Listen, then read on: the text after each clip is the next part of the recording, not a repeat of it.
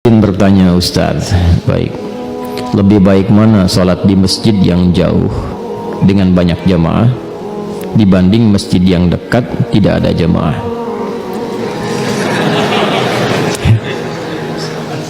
Masjid gak ada jamaah ya. Di sisi lain ada keinginan untuk memakmurkan masjid yang dekat.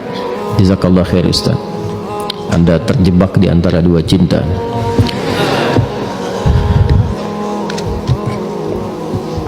Sebetulnya bertanya dan sudah dijawab, tapi harus saya detilkan secara fikih. Disebut jamaah, batas minimalnya 2 orang. Ingat itu ya. Jadi kalau tidak ada jamaah, saya agak curiga di masjid itu. Berarti dari yang buka pintu, nyalain lampu, adzan, qomat, Anda sendiri kan? Jadi disebut jamaah itu Anda jangan melihat berapa jumlah safnya. Disebut jamaah itu ketika jumlah minimal berapa? 2 orang. Kalau sudah ada jumlah 2 orang itu jamaah. Nah sekarang Ustadz gimana? Di sana 200 orang, di sini 2 orang, saya dengan makmum, mana yang diutamakan? Nah, maka ditimbang di sini, namanya fikih aulawiyah. Mana yang paling banyak maslahat, mana yang paling banyak fadilah. Maslahat itu kebaikannya, fadilah itu keutamaannya, digabungkan jadi satu. Kalau maslahat bertemu dengan fadilah, maka itu yang diutamakan. Dalam konteks ini, memakmurkan, menjadikan masjid itu berfungsi sesuai dengan fungsinya, untuk digunakan fungsi utama yang pertama sebagai tempat sholat dan dimakmurkan, itu lebih utama, lebih didahulukan. Dalilnya Quran surah ke-9 ayat ke-18. Innama ya'muru masajidallahi man amana billahi wal yaumil akhir wa aqamas salah. Itu amalan pertama. Nah, jadi yang patut Anda hidupkan pertama kali bukan di masjid yang jauh, tapi di masjid yang dekat. Jelas ya? Jaga itu, sebab kalau Anda pergi nggak ada jamaah di situ. Sedangkan sifat masjid itu menghimpun sholatnya berjamaah. Itu sifatnya, di antara sifat masjid itu menghimpun sholat berjamaah. Selain nanti ada panggilan sholat, pusat-pusat ibadah sosial, yang paling pokok itu untuk sholat dan sifatnya berjamaah.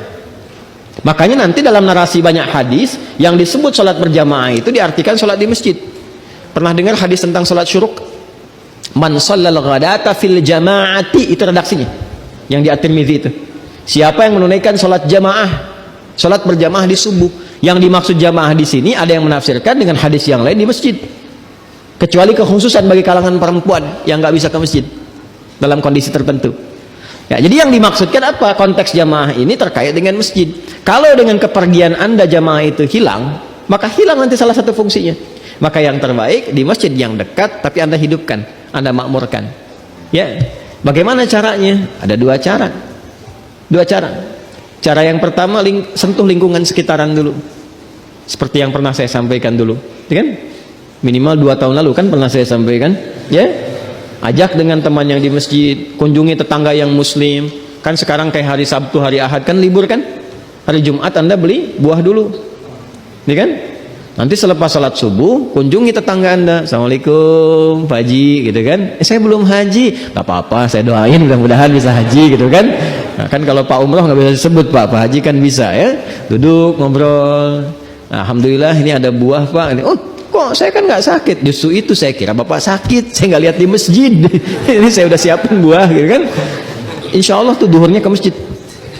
Duhurnya ke masjid. Ya, kalau nggak datang lagi hari itu, besok datang lagi. Ya, assalamualaikum Mbak, gitu kan? Buah lagi ya, katanya. Alhamdulillah. Ya, saya pikir Bapak keselak dari buah yang kemarin, gitu kan? Datang lagi. Itu insya Allah akan datang. Ya, terus doakan, minta Allah lembutkan hatinya. Ya, dakwahinya pelan-pelan, pelan-pelan dengan kelembutan, berbagi sesuatu. Anda tidak harus bilang ke masjid kok. Anda sedekah, berbagi, alhamdulillah Pak, ini ada masak sesuatu, silahkan. Oh, terima kasih banyak, alhamdulillah Pak, moga sehat-sehat ya. Insya Allah ketemu Pak di masjid nanti ya, gitu aja. Gak harus Anda bilang kata-kata yang tidak baik, keras dan sebagainya. Bapak gimana sih tetangga masjid gak ke masjid? Haram Pak hukumnya. Itu bisa repot tuh. Paham? Nah, jadi caranya seperti itu. Nanti ramah-ramah, boleh rame, senang. Nah, lalu dari situ cari imam-imam yang baik supaya merasakan kenikmatan. Ya. Kan sekarang banyak ya imam-imam yang bagus itu.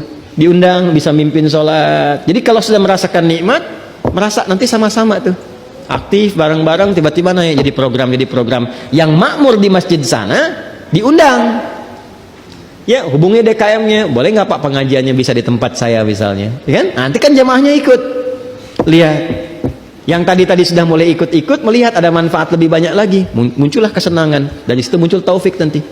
Ya, diberikan taufik oleh Allah, mulai makmur, mulai baik. Tapi ingat, ketika sudah mulai makmur dan baik, setan pasti akan hadir di situ. Ya, minimal kalau sudah bersatu, dia akan memecah. Maka mesti hati-hati DKM nih ya, hati-hati. DKM itu yang pertama dilakukan bukan bikin program, tapi belajar fikih masjid. Belajar fikih masjid. Masjid itu unik sifatnya. Ya, karena rumah Allah, yang punya hukum itu Allah. Belajarlah hukum Allah. Jangan bawa hukum kita. Kalau bawa hukum manusia jadi persoalan nanti. Ya, jadi persoalan. Kadang-kadang kalau sebelum jadi semua kompak. Tapi kalau sudah jadi masjidnya bisa terpecah. Ya, dan itu ada isyaratnya. Ada isyarat baik di Al-Qur'an ataupun hadis-hadis Nabi Muhammad sallallahu alaihi wasallam.